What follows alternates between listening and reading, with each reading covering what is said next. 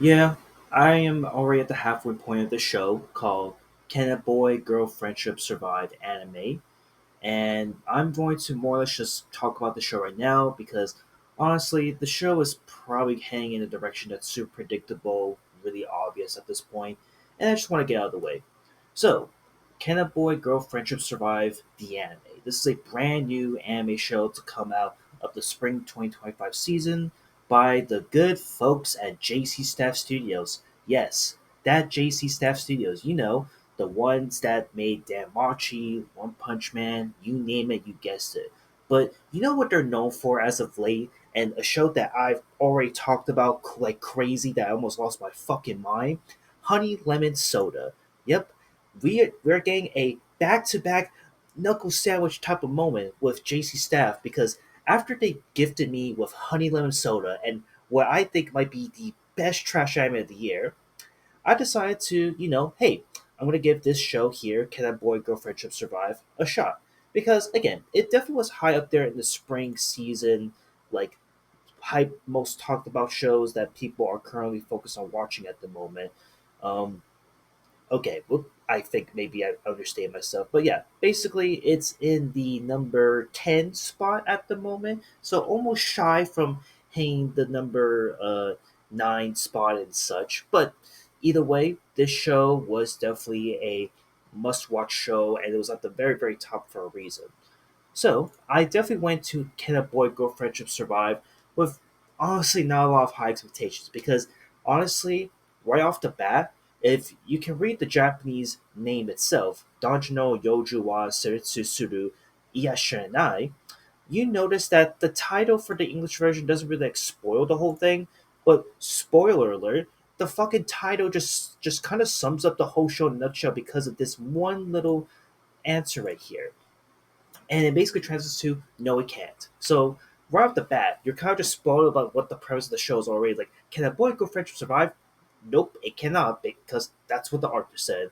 And it's a trend that I've noticed with a lot of these anime shows, and to an extent, a lot of what came out from the manga series, where they take a really interesting premise of a show or whatever they have it, and the title is just more or less just gives away everything about the show instantly, and doesn't really put a lot of forethought around it. Nothing pizzazzy or like interesting to keep you engaged. With the Honey Lemon Soda anime, at least it was like trying to be like, okay, what is Honey Lemon Soda? What is the whole guessing game around it? With this one, you're kind of already like right off the bat just guessing what the show is going to be about at the end of this whole thing. And furthermore, the more I dive into this show, the more a lot of the aspects, the quality, the characteristics of this show gets to feel like it's trying to be like the My Teen Romantic Comedy Snafu anime, but not in the same deeper and thought provoking way that the show has ever hit.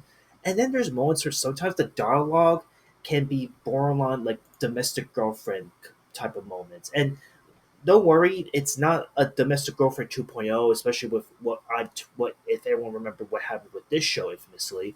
But like a lot of the plot points of the show is reminiscent of this. And again, I've only watched 6 episodes of the show so far, and it's just becoming super predictable, really cliche, really boring as always. And I guess if you want to know what the show is all about, the show is basically about a boy and a girl who has a really tight knit relationship that started off back when they were young as kids, ranging from middle school and all the way to high school.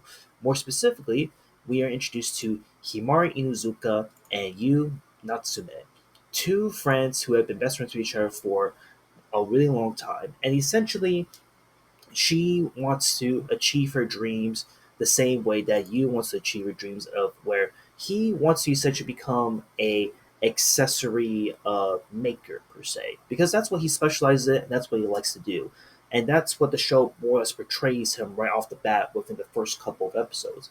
And it also showcases like how close of a bond they are to the point that they kind of just like play casual, like, oh yeah, like, oh, you're such a naughty fucking person, and oh, you're so annoying, and I hate you, and all the playful stuff, right? And it gets you drived into the fact that, oh wow, these are characters that you really want to get to know, really get interested to.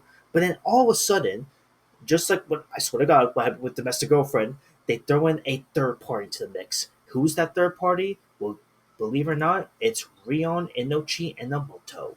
And this girl, essentially, right off the cuff, out of the blue, is like, I like him. I like the main character. I want him. I want him to be mine.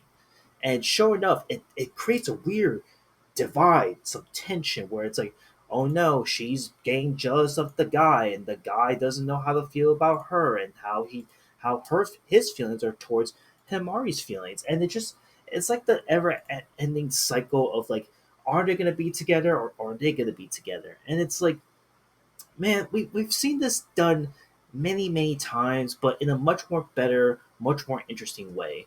What's even more annoying about this show is that it does take a lot of the teasing aspects of other better shows that's out there and really just waters it down. To me, like, think of shows like Nagatoro-san, which, again, if you know the show, Nagatoro-san is like the definition of like a teasing anime going ballistic, but take all the characters in Nagatoro-san and then it just becomes more and more annoying to sit through. Like, that's how annoying it is. Like, again, and I like my teasing animes a lot. I've expressed that in the past many times, but this is just like borderline super freaking annoying to stand through. And furthermore, um, again, the characters of the show is about as predictable as it gets. You have the ex boyfriend, you have the older brother who's super protective of of the main character's sister and such, and all the characters surrounding that play a role into like continuing the story that's yet to come. And what definitely sealed it for me as like another boring, pretty mid show of a romantic anime series is that the show tries to be super serious at times, and then when it tries to be serious, it tries to stay in that lane, and it immediately switch to like a comedic mode. Where it's like, haha, jokes on you. You thought I was being serious? Like, nah, I was just fucking around with your emotions so that you get to know what it's like to be so dark and so depressed. And it's like what is this? Am I getting punked right now? Like the amount of times in this show I got punked in thinking that okay, it's taking itself seriously, it's going in a really interesting direction that is gonna be like that. But it's not even trying to be like that. Like it really just punks you and like the haha jokes on you, like don't take everything seriously. Like calm down, guys. And I I just feel like why did they go in this direction? The direction of the show is just not making any sense half the time, and it's again reaching to a point where like why couldn't they just replicate the same success as Honey Lemon Soda? Like they had something good and funny and stupid about the show when it came out, and this one I'm not getting that at all. Like again, overall, can a boy girl friendship survive?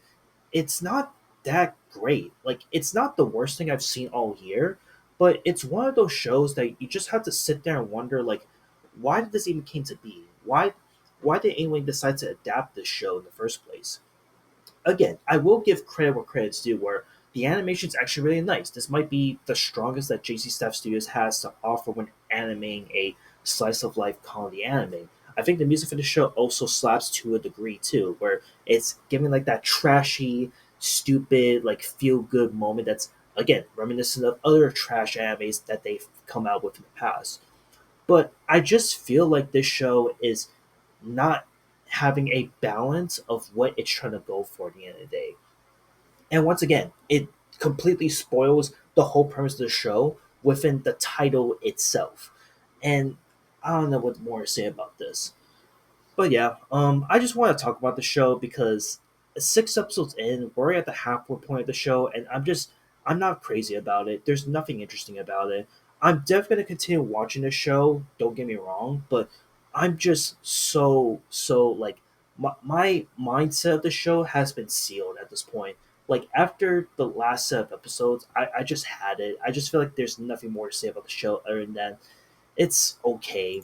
So with that being said, I feel like this is like a strong 4 to like a light 5 at the moment, given what we have with these 6 episodes. But I think at the rate it's going, it's probably going to stay at 5 up until the very end of the show when it's done. And yeah, I just want to talk about can a boy girl friendship survive and just get this out of the way. So yeah, that's really about it. I'll see you on the next one. Later.